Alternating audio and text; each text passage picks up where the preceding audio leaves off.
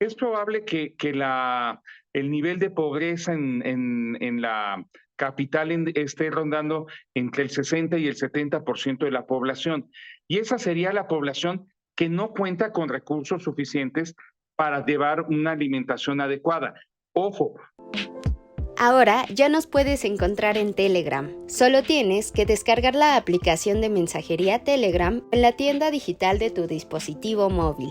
Busca la Jornada de Oriente y selecciona Unirse al canal. O también puedes escanear con la cámara de tu celular el siguiente código QR, que te llevará directamente a nuestro canal para suscribirte. Mantente informado a lo largo del día con las noticias más relevantes de Puebla y no olvides también seguirnos en todas nuestras redes para más contenido.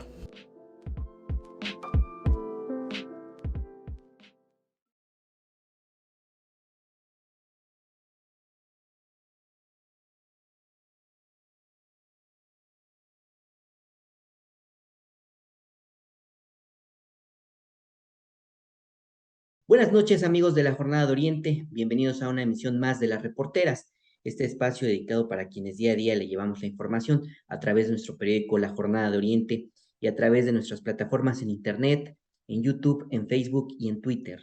Hoy tengo el agrado de platicar con el doctor Miguel Calderón Chelius. Él es catedrático de la Universidad Iberoamericana de Puebla.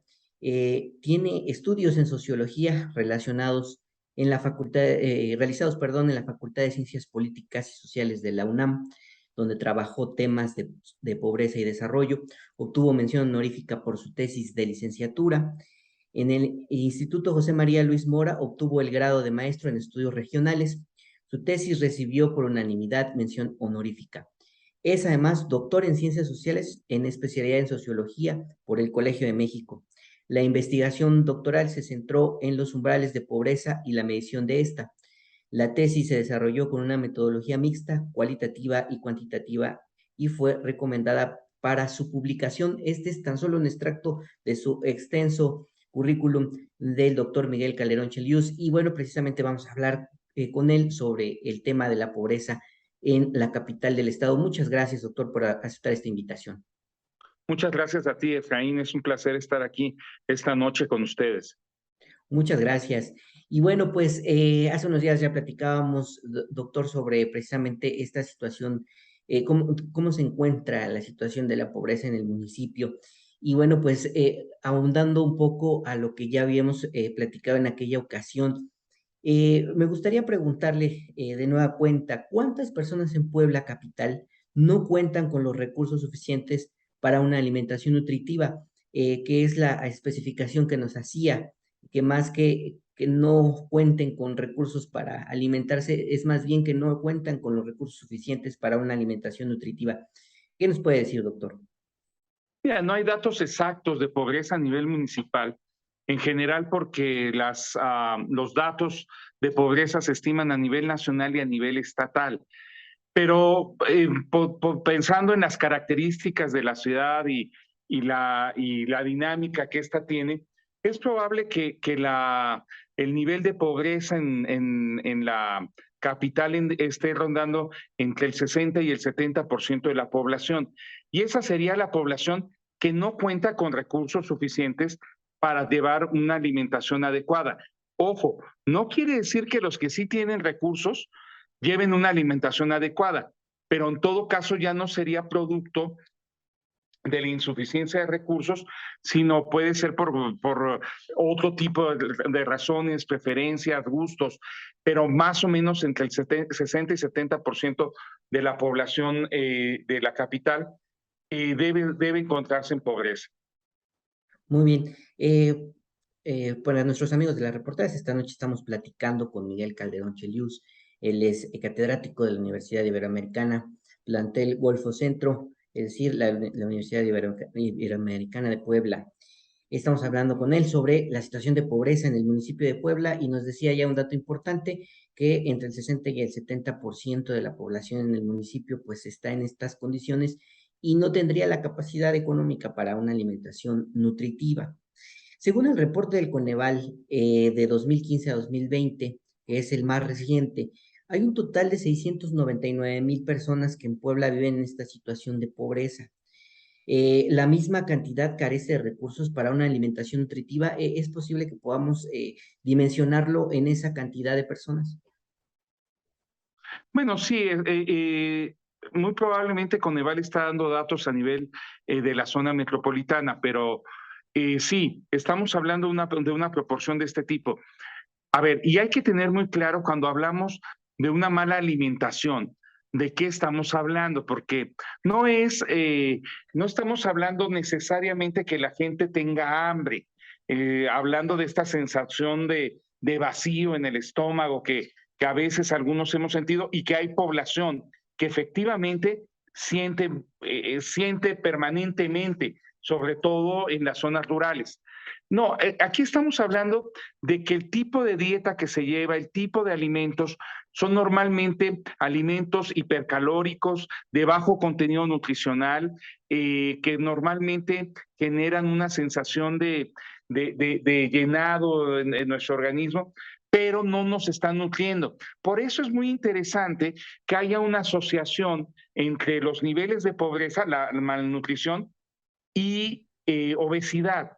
O sea, fuera de la población con recursos más bajos, que de veras lleva dietas muy ajustadas, prácticamente el resto de la población, los pobres y los no pobres, llevamos dietas hipercalóricas. Pero la población pobre, además de llevar dietas hipercalóricas, estas dietas son de muy mala calidad en términos del tipo de alimentos que, que consumen. No es lo mismo excederse con calorías provenientes de harinas integrales o de proteína animal, o hacerlo fundamentalmente a partir de carbohidratos provenientes de harinas refinadas de escaso valor nutritivo. Entonces, ahí hay una diferencia. No es simplemente que no haya algo que poner en la mesa y que podamos comer, sino que lo que se pone en la mesa son alimentos muy grasosos, con harinas, etcétera. Una forma de entenderlo muy bien es, cualquiera de nosotros puede disfrutar y gozar, por ejemplo, de unos tacos de canasta, ¿no? Hasta puede ser un buen día para hacerlo, pero hay población que sistemáticamente come este tipo de alimentos, tamales, tacos de canasta, porque llenan, porque son vastos en ese sentido, pero son hipercalóricos. Entonces, y los consumen no solo porque ya se acostumbraron a ellos y les gusta, sino porque no podrían comer otro tipo de dieta, incluso la dieta que puedes encontrar en un pequeño restaurante, en una fonda, que también son dietas normalmente muy cargadas de carbohidratos, pues ya pagar 50, 60, vaya, por muy barato, 40 pesos por una comida, mucha gente no lo puede hacer. Entonces, pues compra unos tacos de canasta, con 20 pesos se compra unos tacos de canasta y pone un poco más y se compra un refresco, con eso se llena, tiene energía y aparentemente eso lo sacia y está bien, pero a la larga esto va a ocasionar una serie de problemas. Entonces, cuando nos referimos a la malnutrición provocada por la pobreza, a eso nos referimos, a este tipo de alimentación y además a alimentos consumidos en condiciones poco adecuadas. O sea, una dieta adecuada, dicho en un sentido positivo, implica alimentos variados, frutas, verduras, carbohidratos, por ejemplo, panes, tortillas, proteínas, huevos, carne, pollo, pescado, en preparaciones muy diversas, ¿no? Y en cambio, las dietas de la pobreza son dietas normalmente muy monótonas. Se come, se desayuna, se come, se cena más o menos las mismas cosas y, insisto, con poco valor nutritivo y además muchas veces consumidas en condiciones inadecuadas. Por ejemplo, en la calle, sobre las banquetas y esto, que todos lo hacemos, esto es como parte de la cultura mexicana comer de esta manera, pero Una cosa es hacerlo esporádicamente por un antojo o algo, y otra cosa distinta es los trabajadores que esto es lo que pueden comer. Y la vez pasada le hacía yo, digamos, la acotación, y tienen los recursos suficientes. Bueno, ya sabemos que su alimentación de esta cantidad de personas en situación de pobreza, pues no es la más nutritiva, pero tienen la capacidad de hacer 3 comidas o Sí, no hay yo esa creo que en capacidad. general sí. En general se pueden hacer las tres comidas monótonas, escasas, de escaso valor nutritivo, ¿no? Poco variadas, ¿no? Pero sí, yo creo que en general se pueden hacer. Eh, una dieta de un trabajador algún alimento muy cargado de carbohidratos y grasas en las mañanas, a veces acompañado de un refresco, ¿no? Y lo cual le proporciona muchas calorías y le permite trabajar. Y en la tarde, pues algún guisado, probablemente mucho mayor valor nutritivo en su casa, con arroz, frijoles, pero de todas formas, esta es una dieta repetitiva y seguramente en ocasiones con porciones pequeñas, ¿no? De estos alimentos. ¿Cuántos recursos se necesita, doctor, para que una persona se alimente de manera nutritiva?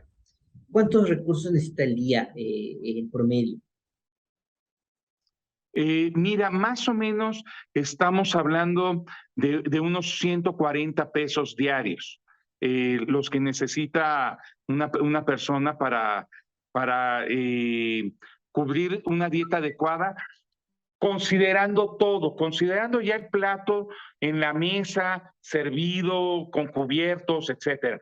Si nos vamos solamente a los alimentos, estamos hablando de alrededor de 90 pesos es el último cálculo que nosotros tenemos, pero no hay que olvidar que en los últimos meses la inflación ha sido muy alta, particularmente en los alimentos. Así, justo nosotros en este momento nos encontramos recalculando el costo de la canasta por este fenómeno. La inflación en alimentos es mucho mayor que la inflación general que hay en el país. Y esto tiene un enorme impacto en ese sentido. Pero digamos, hablamos de 90 a 100 pesos los alimentos.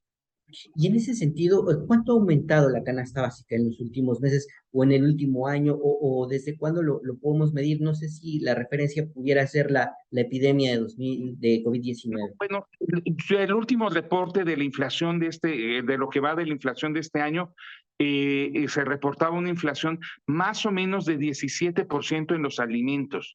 Si tú tomas en cuenta que la inflación general es de 8%, te podrás dar cuenta que hay una distancia muy grande. Y esto es muy importante porque una familia pobre dedica la mayor parte de su ingreso a alimentos. Por tanto, la mayor parte de su ingreso es afectada por este concepto inflacionario.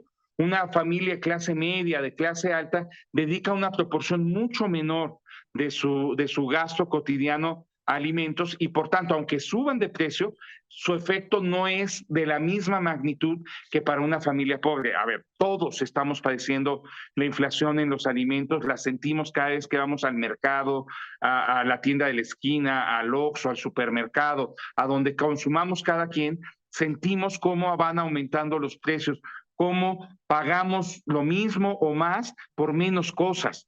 Entonces, pero esto tiene un efecto mucho más acentuado en la población empobrecida. Eh, si, digamos, se requieren de 140 pesos para una alimentación nutritiva, ¿de cuánto es el ingreso de una persona? Y si si no lo alcanza una persona en situación de pobreza, ¿a cuánto asciende su ingreso? Si Bueno, nos ahorita pudiera. sabemos que el ingreso del salario mínimo son 170 pesos. Y bueno, a partir de ahí tendrías que ver los distintos sectores. Nada más para que te des una idea. No tengo los datos específicos de Puebla, pero tengo los datos a nivel nacional. El 98% de los asalariados en México ganan menos de 5 salarios mínimos y más o menos el 60% gana 2 salarios mínimos o menos. Entonces, de esa magnitud estamos hablando el problema, ¿no? Entonces, entiendo que estas más de 600,000 personas no tienen, digamos, el ingreso suficiente para esos 140 pesos diarios requeridos para una alimentación No, no nutritiva. los tienen porque ninguna familia puede dedicar todo su gasto a alimentos. Por lo tanto, en realidad, cuando estás pobre y entonces empiezas a tener una reducción de ingreso, reduces tu gasto en todo, incluyendo en alimentos, porque de todas formas te tienes que vestir, tienes que transportarte, tienes que tener convivencia, ver la televisión, comunicarte, en fin, ir a la escuela, ir a trabajar. Entonces, esos son costos que no puedes eliminar y que siguen ahí. Y entonces muchas veces el ajuste viene por la parte de los alimentos. Digo, pensando en la dieta mexicana, pues haces los tamales con menos carne, ¿no? O de a tiro sin carne, con pura salsa, por ejemplo, ¿no? O si acostumbras a comer algún tipo de jamón o algo, pues compras uno de mucho menor calidad y por tanto de mucho menor precio. Si tienes hijos y consumen leche, pues dejas de comprar leche y empiezas a comprar fórmula láctea. Entonces hay una serie de estrategias en ese sentido que se siguen. Y en el caso de las zonas periurbanas y las zonas rurales, donde es posible tener algún tipo de producción de traspatio, pues también hay autoconsumo. Se consumen distinto tipo de frutas y verduras que pueden cultivarse en el traspatio. Por cierto, a veces eso permite tener una mejor dieta que en las áreas completamente urbanas que no tienen esta opción, ¿no? O sea, tú puedes poner un limonero como tengo yo en una maceta, pues sí, te va a dar limones para hacer un día un agua de limón y sentirte que, ay, qué padre, sembré, coseché limones, pero no te va a dar una producción como para estarte alimentando. En cambio, si tienes un pequeño terreno y puedes tener una pequeña huerta, podrías tener algo de producción que te permitiera complementar tu alimentación con lo que tengas de gasto y eso permitiría amortiguar un poco la malnutrición, ¿no? que puede tener la población. Muy bien, pues para nuestros amigos de las reporteras, esta noche estamos platicando con el doctor Miguel Calderón Chelius. Él es catedrático de la Universidad Iberoamericana, plantel Golfo Centro, aquí en la ciudad de Puebla, y estamos hablando con él sobre la situación de la pobreza en el municipio de Puebla. ¿A qué se debe, maestro? Que según el Coneval, Puebla es el segundo municipio en el país con el mayor número de personas en situación de pobreza, ya decíamos, más de 600,000 personas. Eh, ¿A qué se debe? Hay menos generación de empleos, Puebla se ha convertido en una ciudad cara, y se lo pregunto porque, bueno, en comparación a otras ciudades, hay una mayor cantidad de pobreza en Puebla capital que, por ejemplo, en Guadalajara, que en Tijuana, que en Ciudad Juárez. ¿A qué se debe esta situación? A ver, no, primero es un asunto demográfico.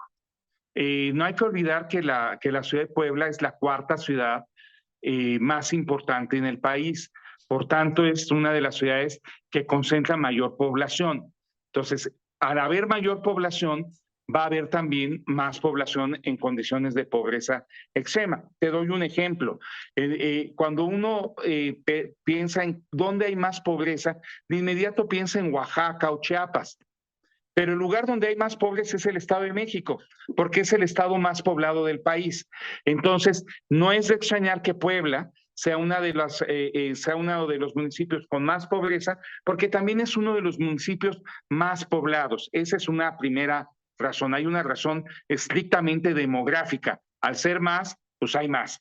Pero también es uno de los municipios, junto con toda la zona metropolitana de Puebla, con mayor desigualdad. Esto quiere decir que la riqueza se distribuye de peor forma y por tanto la población pobre va a ser mayor porque hay una mayor concentración del ingreso. No hay que olvidar que estamos hablando más o menos de un 70% de trabajadores en el sector informal. Entonces, esto pues obviamente tiene un impacto muy importante. A diferencia de ciudades como Guadalajara o Monterrey, que están altamente industrializadas.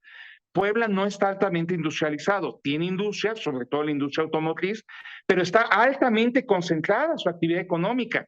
La industria automotriz domina el panorama económico no solo de la ciudad, del estado, ¿no?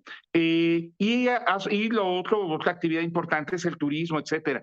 Pero un lugar como Guadalajara tiene turismo, tiene industria de alta tecnología, tiene industria automotriz, tiene industria alimentaria, tiene una diversificación económica mucho mayor. Y no digamos Monterrey, donde es una de las ciudades más industrializadas. O otras ciudades que tú mencionabas como Ciudad Juárez, que es una de las ciudades más industrializadas, con más maquila, donde hay muy poco desempleo y donde hay mucha pobreza, hay que decirlo, pero sí, efectivamente, estas características hacen una diferencia en términos del número de pobres. En porcentaje de pobres, ahí pueden cambiar las cosas con respecto a otros municipios, pero claramente, por un lado lo demográfico y por el otro que efectivamente Puebla no es un estado con un desarrollo económico sobresaliente y la ciudad, la zona metropolitana y el municipio tampoco. Tienen mucha actividad económica, son importantes, pero comparado con otras ciudades de su tamaño, están muy rezagados o estamos muy rezagados. Hablaba ya también de la inflación, maestro. Puebla se ha convertido en una ciudad cara en comparación con otras ciudades del país. Mira, sí, no, es que todo depende, porque en realidad todos nosotros nos movemos en distintos espacios de consumo.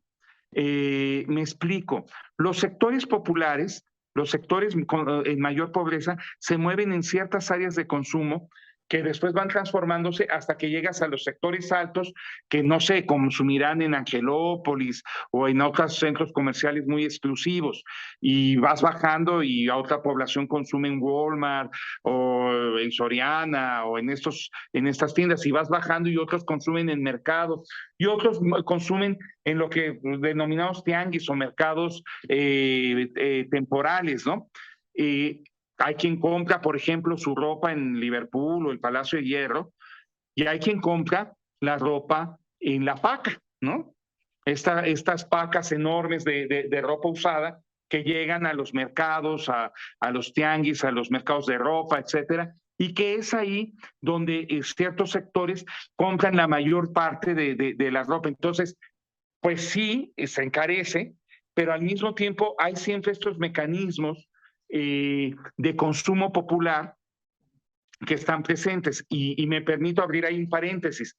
Por eso es que no importa si es un gobierno de Morena, del PAN, del PRI, del PRD, del Partido Verde o de un partido nuevo que inventen, nunca van a poder quitar a los vendedores ambulantes, porque responden a una doble necesidad, a la necesidad de estos vendedores ambulantes que no tienen forma de desarrollar otra actividad económica y a la necesidad de los consumidores que acudimos ahí porque no podemos, no nos alcanza el presupuesto, no nos alcanza el sueldo para ir al Walmart o ir a Suburbia o ir a una tienda del centro establecida donde tiene otro tipo de precios, puede ser que otro tipo de calidad en los productos también, pero entonces los sectores populares consumen en un espacio y en un nivel de consumo distinto al que consumen los sectores de ingresos medios y altos.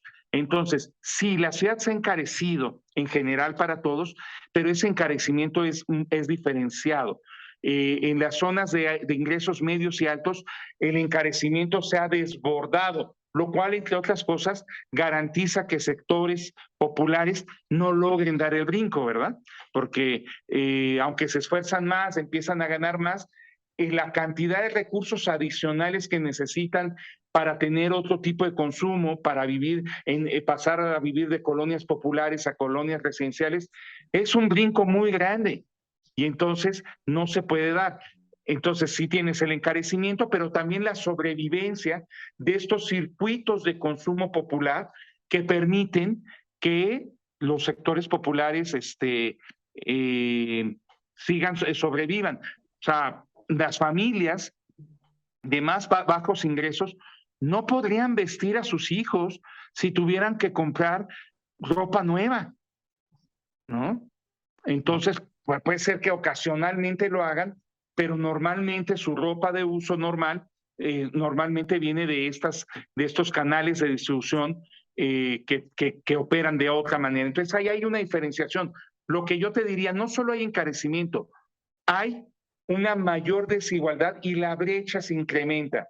Hemos visto en Puebla cómo hay cada vez establecimientos más lujosos, más exclusivos, ¿no?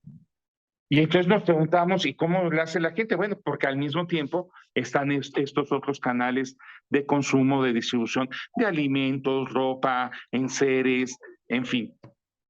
Muy bien, pues seguimos en esta plática esta noche para nuestros amigos de las reporteras con el doctor Miguel Calderón Chelius. Estamos hablando de la situación de la pobreza en el municipio de Puebla y bueno, pues todas las características que se generan en torno a este tema tan importante de analizar por lo que está viviendo el país en materia de crisis económica tras la epidemia de COVID-19.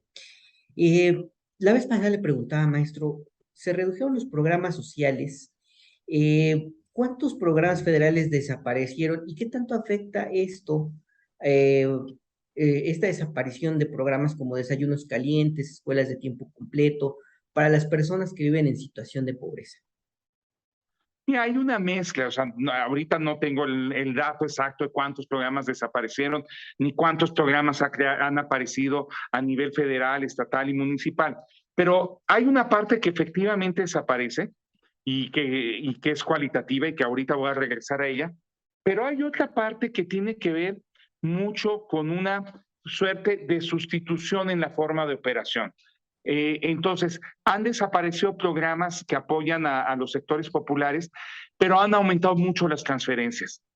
Y ese incremento de transferencias es uno de los mecanismos que hoy por hoy la población pobre y la población, los sectores populares en general, están teniendo para enfrentar y sobrevivir el día a día.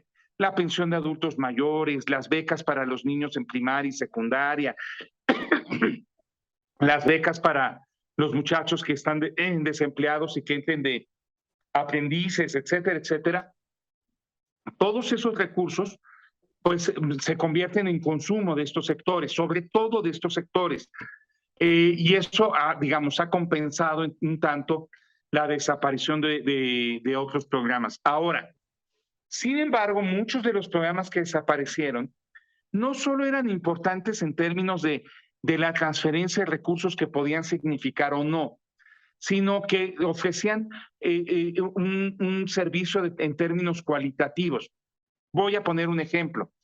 El asunto de las guarderías, ¿no? Que se han eliminado, que se quitaron presupuestos federales para ello. En fin, los distintos estados han reaccionado de distinta forma a esto. Y se dice, bueno, vamos a darles un apoyo a las familias para que pues ellos mismos los cuiden. Sí, pero en teoría, en una guardería hay personal calificado, hay personal preparado y además los niños conviven con otros niños. Entonces hay un proceso de socialización mucho más sofisticado. En cambio, en las casas, pues dependen de quién es el adulto que les toca que los cuide, si simplemente está vigilando que no les pase nada y pues, los niños están viendo televisión o están haciendo lo que quieren y nada más están con la vigilancia que no tengan un accidente, ¿no?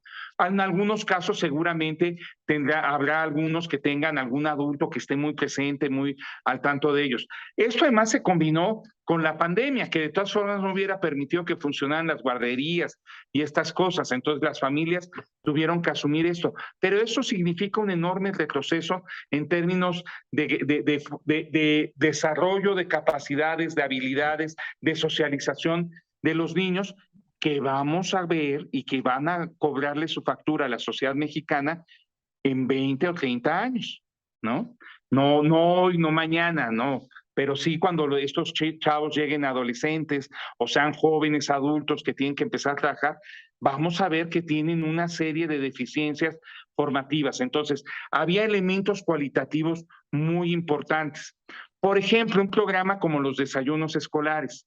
Los desayunos escolares, en principio, la idea es muy buena porque permite garantizar un alimento, además un alimento nutritivo, bien balanceado, etcétera, a los niños. Tenía muchos problemas operativos, te comentaba la vez pasada, que incluso había un problema porque muchos niños estaban haciendo un doble consumo y entonces desayunaban en su casa y luego consumían estos productos en la escuela y eso hacía que estuvieran teniendo dietas hipercalóricas y que afectara su aumento de peso, ¿no? Pero bueno, pero en principio tendría esta virtud de que garantiza un acceso a alimentos sanos, ¿no? Que no necesariamente pasa en la casa por todas las cosas que te decía, pero que tampoco necesariamente pasó en los desayunos escolares, porque muchas veces los alimentos seleccionados para darles a los niños, pues consistían en galletas, jugos, azucarados, etcétera, que se les proporcionaban a los niños. Claro, eso lo que en lugar de cerrarlos, lo que hubiera sido conveniente era mejorar los programas, hacer que funcionaran bien, pero entonces tenemos este doble efecto, una pérdida sobre todo en términos cualitativos y una situación que se neutraliza un poco porque se sustituyeron estos programas por transferencias. Muy bien. Me gustaría preguntarle ahora, ya que lo comentaba este asunto de la desigualdad, ¿a dónde vive la gente que carece de recursos para una alimentación nutritiva? ¿Cuáles son las franjas o colonias y qué características tienen? Entiendo que están digamos, en las zonas alejadas del centro de la ciudad, en las juntas auxiliares. Podemos encontrar pobreza más al centro del municipio. ¿Dónde se encuentran y qué características tienen? Eh, Entiendo que falta de servicios, de drenaje, de agua potable. ¿Qué nos puede decir al respecto, maestro? No, bueno, tú lo que estás describiendo es ya una pobreza extrema, que es, o sea, pero tenemos pobreza esparcida por toda la ciudad. Obviamente se concentra más en unas partes que otras. Bueno, para empezar, colindando con Lomas de Angelópolis, tenemos colonias populares donde hay básicamente población en pobreza, ¿no? Entonces están prácticamente en el mismo lugar, ¿no? Nada más cruzan un puentecito, cruzan el río y ya están del otro lado. Pero lo mismo pasa en Cholula, por ejemplo, o lo mismo pasa en el centro de la ciudad, donde obviamente mucha de la población que ha permanecido en el centro está en condiciones de pobreza, no necesariamente pobreza extrema, pero no tiene posibilidades de irse a vivir a otros lados y mucha población que tendría recursos para vivir en el centro prefiere vivir en otros lados, salirse. Entonces se ha quedado, hay bolsones también de pobreza en el centro, en distintas colonias, tenemos toda una franja de colonias populares en el sur del municipio, ¿no? Hacia el norte, hacia la Malinche también hay toda una serie de zonas populares y hay una mezcla donde no acaba, o sea, no están delimitados concretamente. Hay zonas en las que sí, pero hay zonas en las que no, en donde tienes un conjunto de 15 casas de alto nivel económico y sales y estás rodeado de vivienda popular o de vivienda semirural en las juntas auxiliares, etcétera. Entonces, hay una mezcla. También las formas de la pobreza son muy variadas, ¿no? Porque a pesar de la pobreza hay alguna población en general que se ha podido hacer de algún patrimonio, pues tienen vivienda, etcétera, normalmente en condiciones precarias y esto, pero también tienes población que vive en viviendas muy endebles, diría yo, ya no precarias, endebles, ¿no? Ahorita que está arreciando aquí la lluvia por mi casa y que estoy viendo la lluvia, bueno, yo estoy muy a gusto platicando contigo y eso, pero hay gente que cuando llueve siente que su casa se puede derrumbar por la caída de la lluvia. Tienes en ese sentido una diversidad de las formas en las cuales la pobreza se expresa, que es muy grande. Muy bien. Yo quisiera hacerle una última pregunta respecto a esta plática, maestro Chelius, y le pediría que después, antes de despedirnos, pues nos pudiera dar un mensaje final respecto a todo lo que hemos platicado. Obviamente, sobre el tema de la pobreza. Todavía no se dan a conocer las cifras, digamos, actualizadas en cuanto a el número de pobres, el número de personas en situación de pobreza en la capital del estado o en el estado en general. Pero la epidemia de COVID-19 traerá cifras, digamos, habrá aumentado de manera significativa después de la epidemia esta situación de pobreza.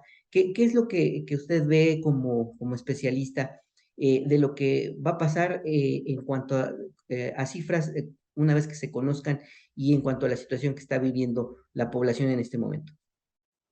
Mira, es muy claro que durante la pandemia aumentó la pobreza. O sea, aumentó mucho. Los especialistas en general proyectábamos que la pobreza iba a registrar un aumento de unos 10 puntos porcentuales. En realidad, solamente aumentó 4%, lo cual, bueno, frente al 10% es poquito, pero es un montón de todas formas, porque en muchos sentidos es lo que se había avanzado en 20 años, ¿no? Pero esto tiene que ver también con la dinámica que hemos vivido. Seguramente durante los primeros meses de la pandemia, la situación de la pobreza se agravó, pero ya hacia finales del 2020 mejoró, que fue cuando se hizo el levantamiento de las encuestas. Entonces también ahí hay un efecto. ¿Qué pasa? Bueno, cuando hay una crisis de inmediato sube la pobreza.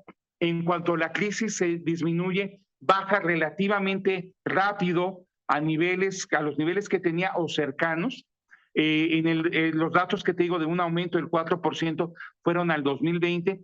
Es probable que en la encuesta del 2022, de la cual sabremos los resultados el año que viene, la pobreza se reduzca un poco. ¿Por qué? Porque se reabrieron las fuentes de trabajo, hay mayor actividad económica, hay mayor distribución de recursos en la economía, etcétera.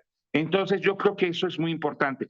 Otra cosa que yo creo que no debemos desvalorar es, y que tenemos que estudiar con mucho cuidado, es cuál fue el efecto de las políticas sociales que ya venía implementando el gobierno, porque tú recordarás que el gobierno se negó a diseñar planes de rescate, simplemente mantuvo las políticas que venía implementando, pero como estos recursos llegaron a población de muy bajos recursos, entonces tienen un impacto muy importante, ¿no? Les permitieron a esta población enfrentar la crisis de mucho mejor forma, con mucho menor empobrecimiento, y eso fue muy importante digamos, en términos de las remesas, de las transferencias gubernamentales.